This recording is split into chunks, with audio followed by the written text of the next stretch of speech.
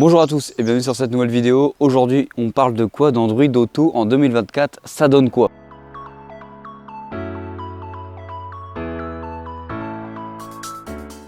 Bien sûr, comme d'habitude, avant d'aller plus loin, n'hésite pas à t'abonner, à liker, ça fera toujours plaisir à la chaîne. Et bien sûr, tu auras plus d'informations sur le futur, sur Android Auto par exemple, ou d'autres informations sur la tech. Et ça, c'est beau. Bon, très rapidement, pour ceux qui ne savent pas, qu'est-ce qu'Android Auto? En gros, tu vas venir projeter ton téléphone sur l'écran de ta voiture et avoir par exemple Waze, Google Maps ou encore Spotify ou Deezer. Et tu vas pouvoir gérer tout cela sur la tablette de ton ordinateur de bord de voiture pour des voitures récentes et qui possèdent Android Auto nativement dedans. Alors bien sûr, tu auras en description des petits posts qui te permettent d'avoir Android Auto si tu veux venir l'installer sur ta voiture, si ta voiture n'est pas compatible. Principalement, on est sur des voitures à partir de 2016-2017 jusqu'à actuellement. De toute façon, si tu te poses la question si ta voiture est compatible ou pas, cherche dans les paramètres de ton ordinateur de bord ou simplement branche ton téléphone en USB vers ton téléphone et tu auras directement une notification si oui ou non ta voiture est compatible Android Auto ou pas. Ne t'inquiète pas, je te montre tout de suite comment on configure Android Auto sur ta voiture. Alors, comment mettre Android Auto sur sa voiture? Alors, c'est vraiment très simple, tu as plusieurs options. Soit tu as une voiture ultra récente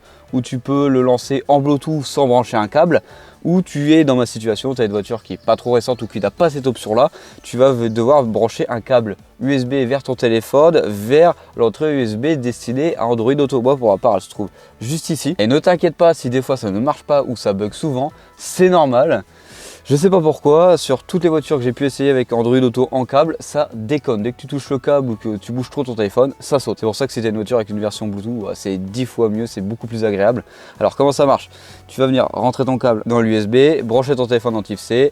Tu devrais voir apparaître l'application Android Auto juste ici. Voilà, elle vient d'apparaître. Après, tu as simplement qu'à venir la lancer. Alors voilà. Et voilà, l'application s'est donc lancée. Par exemple, ici, j'avais un trajet en destination qui était déjà préenregistré. Il me demande si je veux le reprendre. Par exemple, je clique dessus, reprendre mon trajet et c'est parti. Alors, si c'est la première fois que tu branches ton téléphone dans ta voiture, ça va venir te demander de le paramétrer à l'arrêt. Donc, bien sûr, tu arrêtes ta voiture, tu mets ton frein à main, tu acceptes rapidement les options et les autorisations qui te demandent sur ton téléphone et ça devrait se lancer directement. Principalement, c'est d'avoir tes contacts, ton appel et de pouvoir recevoir les notifications dessus. Alors, Android Auto en 2024, ça ressemble à ça. Alors actuellement, je suis sur la version 11.4. Tu vois qu'on est sur une version qui ressemble énormément à ce qu'on avait l'année dernière. On n'a pas eu de gros changements majeurs dessus, mais je vais vite fait te remontrer l'interface et voir comment cet Android Auto marche. Je ne vais pas te présenter l'application Waze car c'est à peu près la même application depuis des années sur Android Auto, sauf que maintenant on a une nouvelle option qui arrive avec Cool Wack si je ne me trompe pas.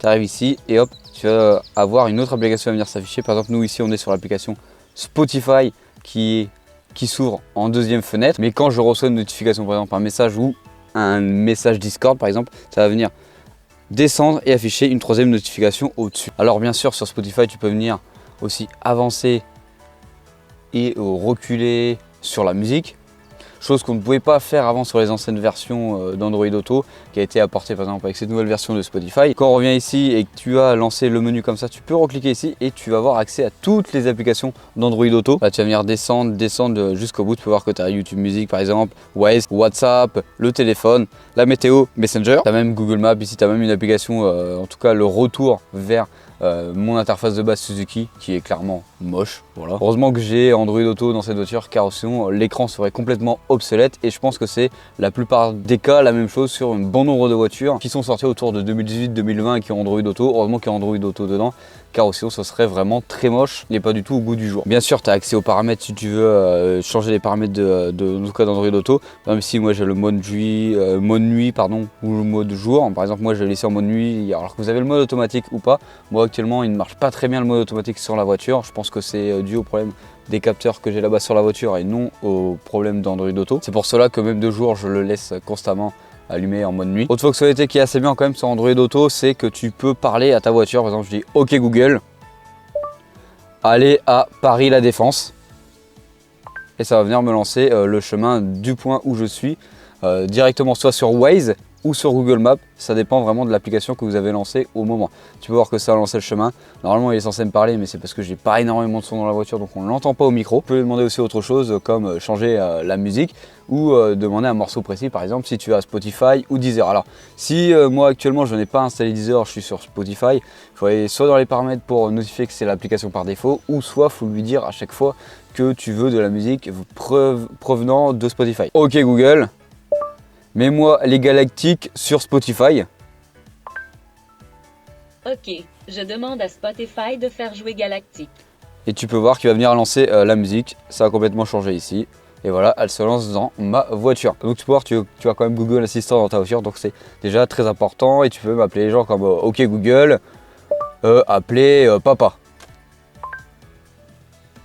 D'accord, j'appelle Papa 1.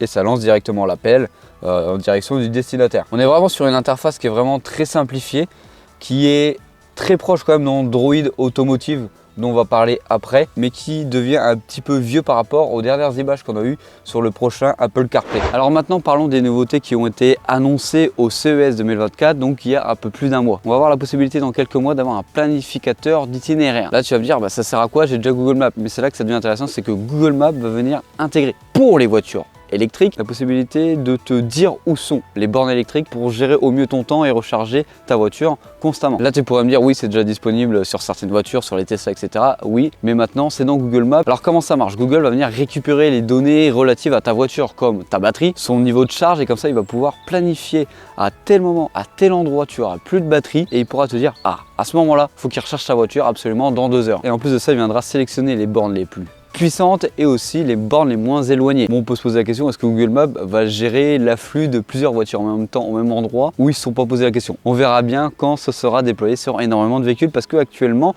les véhicules qui auront cette option sont des véhicules de Ford, par exemple le Mustang Mach-E ou le F-150 Lightning. Mais ne t'inquiète pas, ça va arriver sur plein d'autres voitures. Alors je vais te faire une petite aparté très rapidement sur Android Automotive. Android Automotive, c'est quoi? En gros, c'est Android Auto qui est déjà préinstallé sur ta voiture à la place de l'interface du constructeur. Et ça, c'est disponible chez Volvo actuellement, Renault, Polestar. Ça devrait arriver chez Nissan ou Lincoln. Donc plus besoin de venir installer ton téléphone en câble ou en Bluetooth. Tu as l'interface Google direct sur ta voiture. On devra avoir aussi l'arrivée de certaines applications là-dessus, comme le navigateur Chrome, Crunchyroll. Bien sûr, tu te doutes bien, ces applications-là seront fonctionnelles seulement à l'arrêt du véhicule. Et maintenant, à voir si ce sera disponible en France ou pas. Voilà, on arrive sur la fin de cette vidéo pour une petite récap sur Android Auto pour l'année 2024. L'année dernière, j'avais fait une vidéo sur l'année 2023. On n'a pas eu énormément de gros changements entre les deux versions. Je pense qu'actuellement, Google se concentre plus sur les versions qui sont en collaboration avec les constructeurs, comme pour Volvo ou Renault par exemple, plutôt que Android Auto sur des vieux modèles. Et on voit que Google veut plus attaquer ce marché-là. Et en vrai, c'est complètement compréhensible. Comme ça,